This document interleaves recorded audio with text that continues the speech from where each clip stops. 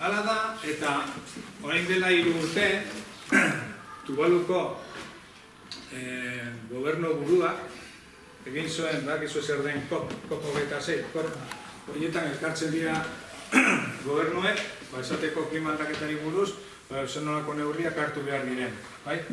Horak egin zuen, bere adierazpena, bere herritik, Tuvalu irla batetik, eta ikusten duzuenez,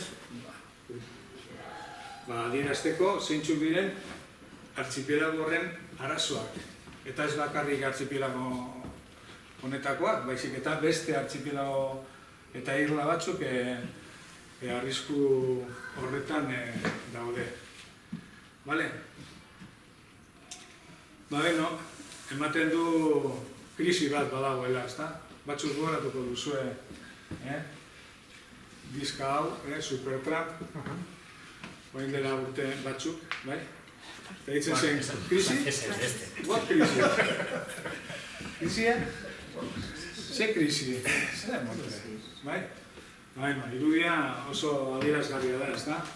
Tipo batek, bere garaiko modernitate guztiekin, guzti hartzen, baina atzera emoten, justu atzean, bizi modu hau izateko, zer behar dugun eta zer nolako eraginak agertzen dira, bai ikusten dira nabariak ekologikoak, baina baita bizitzen jendea eta arlo soziala ere, adierazten da hitz gitzitan. Eta bueltatzen gara, hasiera batean ikusi genuen argazkira, baina argazkia ez zegoen osoa.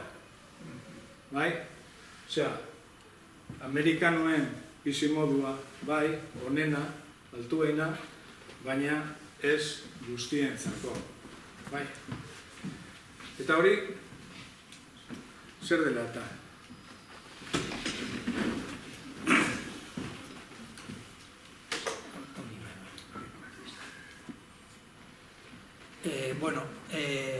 Jose Manuren sarrera honekin, ni hasiko naiz apur bat, Josebak esan zigur, hitz egin desaskundeari buruz.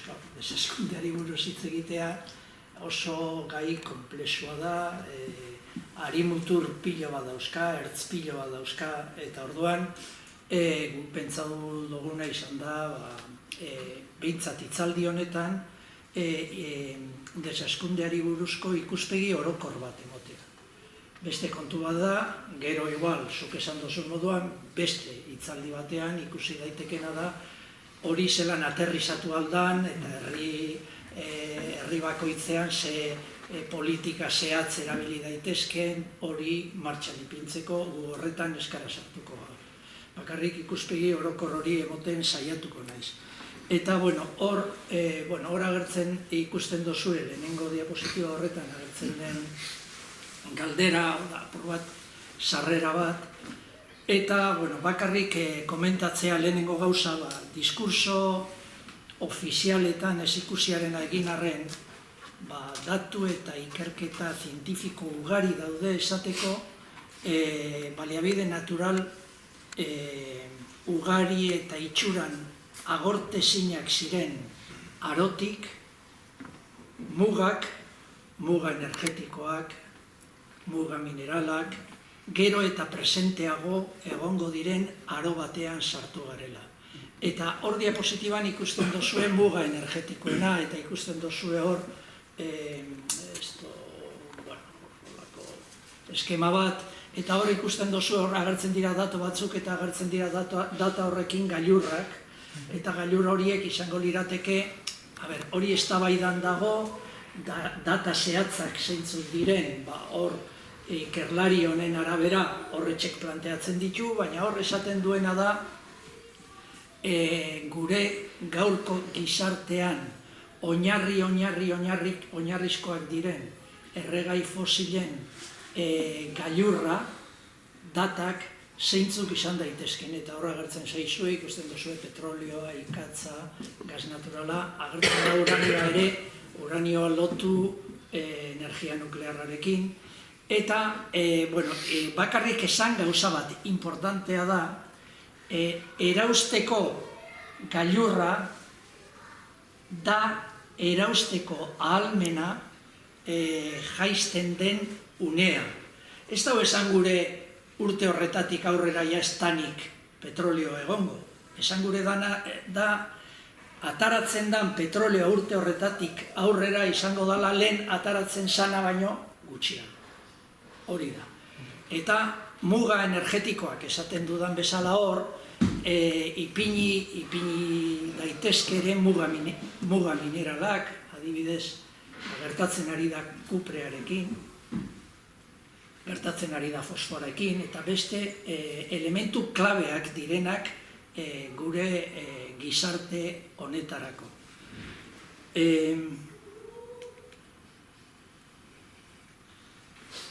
Hor, pasaoin jotxantu. Ez ondo. Ez, bat falta da. Bueno, falta da bat. Bueno, igual da. Hor, falta da beste diapositiba bat, hor, 2009an, ideia bat eukida izuen, 2009an ikerlari batzuk, Estocolmo eta hori, egin zuten galdera izan zen. Ze muga ezin dira gainditu planetan bizitza segurua eukial izateko gizakiok. Eta definitu zituzten 9 muga. Muga horien artean zegoen muga klimatikoa, klima aldaketa, zegoen biodibertsitatea, zegoen urgeza, zegoen itxasoaren azidifikazioa, 9 ziren. 9 muga gainditu ezkero gure bizitza arriskuan ipintzen genuela planeta honetan. Eta egindan 2009tik ona eginda 9 muga horien jarraipen bat ikusteko ze bilakaera zuten. 2009an hori ikerketa hori egin zutenean 3 muga zeuden gaindituta ja ordurako. Gero 2015an 4. 2023an 6. Eta 2024an 7. muga edo pasatzear edo pasauta dago ere. Horrek zer esan gure dago?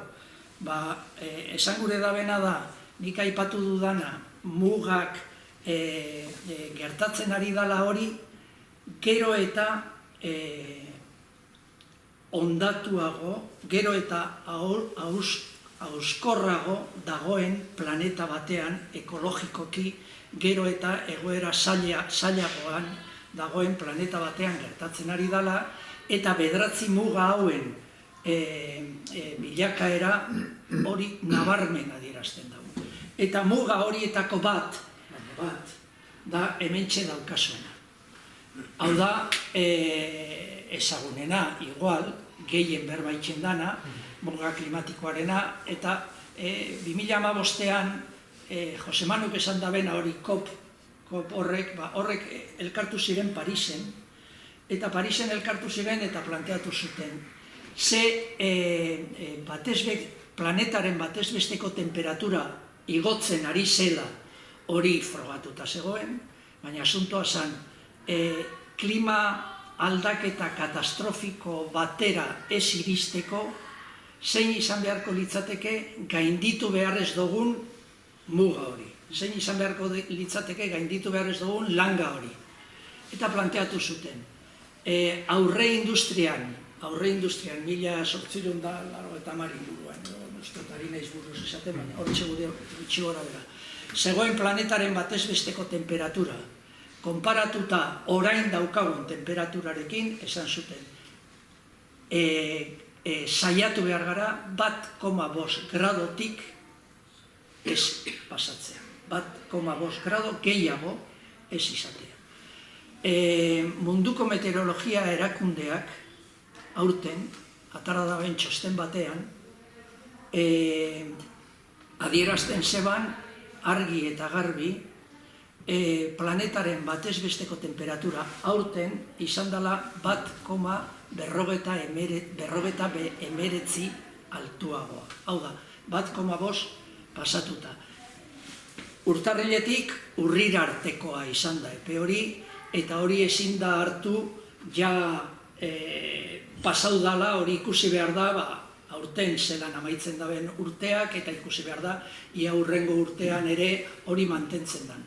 Baina 1,5 gradu hori ez bada pasatzear dago, horrek suposatu dezaken guztiarekin, eta horrek suposatu ditzaken arrisku klimatiko guztiekin. Guk ikusi dugu Valentziako dana, baina horrek areagotu, baino ez liratek egingo, zenbat eta temperatura altuagoa izan, eta kontuan izan, horretaz hitz egiten ari garenean, ari garela ez bakarrik ekonomikoki ze kalte sortzen diren, da zenbat bizitza joango diren, ipiniko diren arriskuan ere.